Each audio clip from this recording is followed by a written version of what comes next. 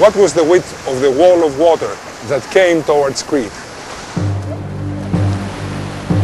Now the team know the wave was at least 30 miles wide. But could it have been even bigger?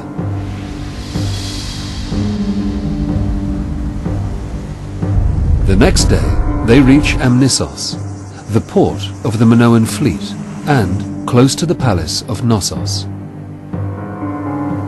4,000 years ago, a villa nestled among olive groves on this idyllic coast.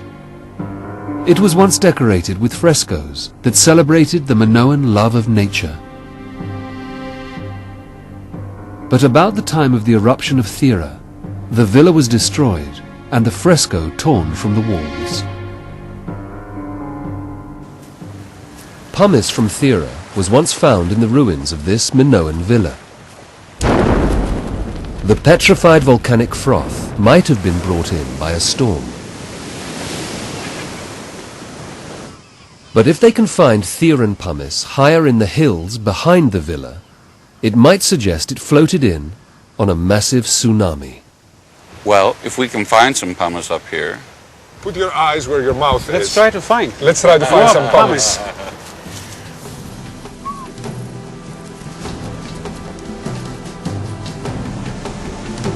They're searching at 20 meters above sea level.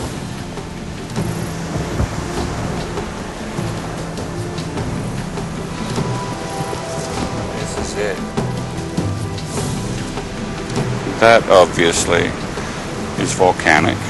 See if it sparkles. But it's rounded. Yeah, this is absolutely pumice. There's no doubt about it. Do you realize what this means for the height of the tsunami?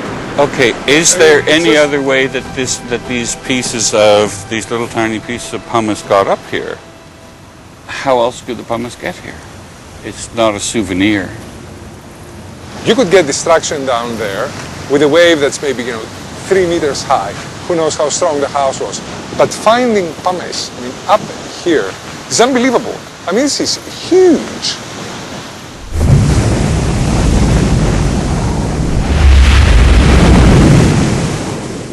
As a child, there was a big anthill at one end of the garden, and we used to go with the garden hose and wash them off. And that keeps coming back somewhere in my memory. And I keep thinking that wave had an effect like just washing ants off an anthill and sweeping them out to sea. It's a terrifying thing. Those ants never had a chance.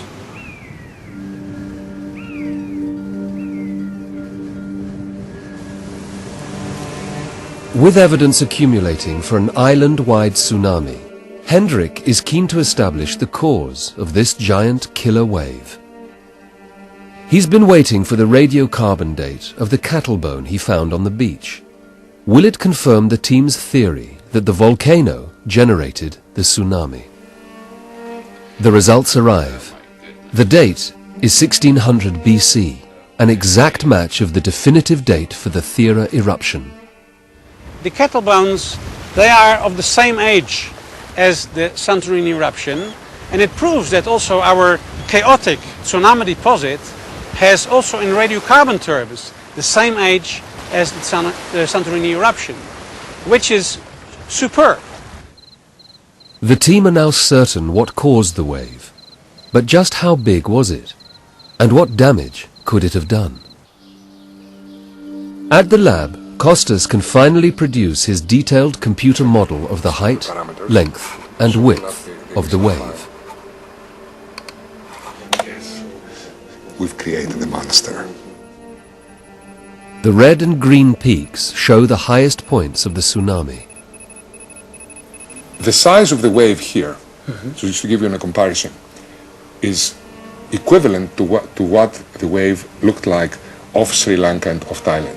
And you know how many people died in Thailand, how many people died in Sri Lanka.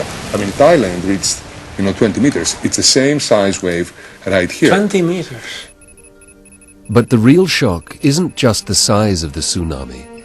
It's the realization that there were several of them. It's having a party.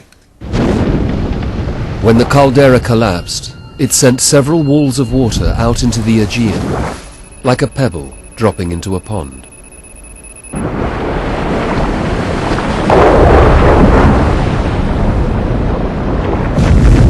These waves cannoned around the islands and bounced off them in a deadly game of tsunami pinball.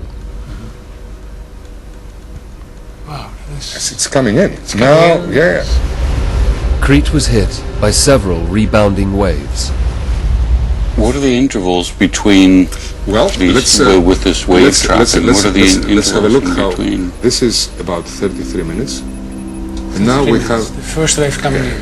and now you have the second one, and that's at 46 minutes, and then you have another wave in about half an hour later, which is not as big, but I mean it has to be terrifying because by that time everything, I mean the people have run away, maybe some people are coming back to help, you know, the wounded, they try to find, you know, family members, and then this, you know, other wave comes in and sort of finishes the job.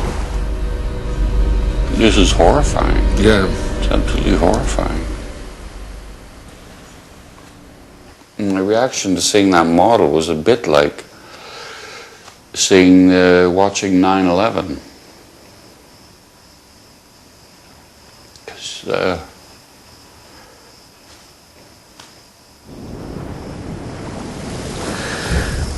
I hate disasters.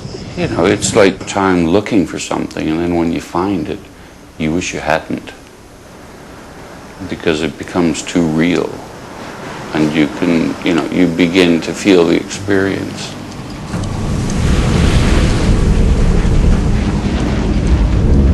This is life, this is people just being washed out to sea, bashed around, knocked against walls,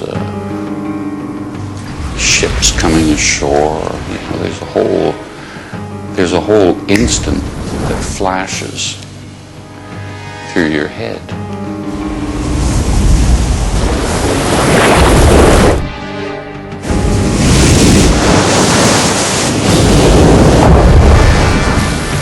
A striking observation that I've made just talking to people, you know, all over the world, I mean, when it comes to tsunamis, whether it is, you know, Nicaragua or whether it is Sri Lanka or whether, you know, it is in the Philippines, they tell you about the noise.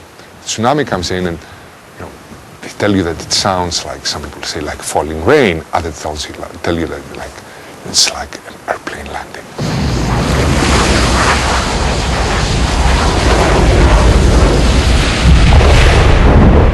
This impression, I mean, this, what you hear time and time again, irrespective of where you are. The feeling is that this is the end of the world. Once a tsunami starts climbing up on dry land, it's moving at the speed of maybe, you know, anywhere between 10 to 20 miles per hour. It's almost like being in a 20,000 mile per hour wind. Nothing can stop it.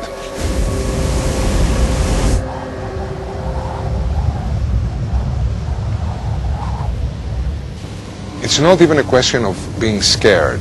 The moment that you see the tsunami, most people freeze.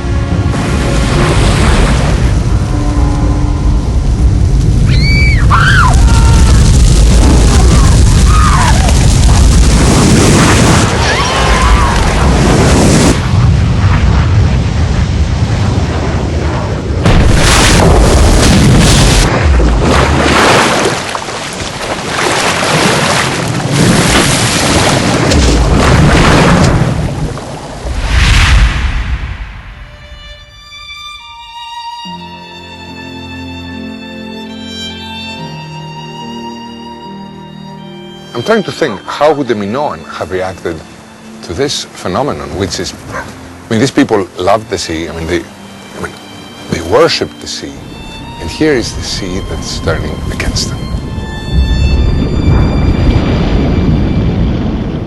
Once they come up on the hill and they look back and they look at the destruction, how can they ever go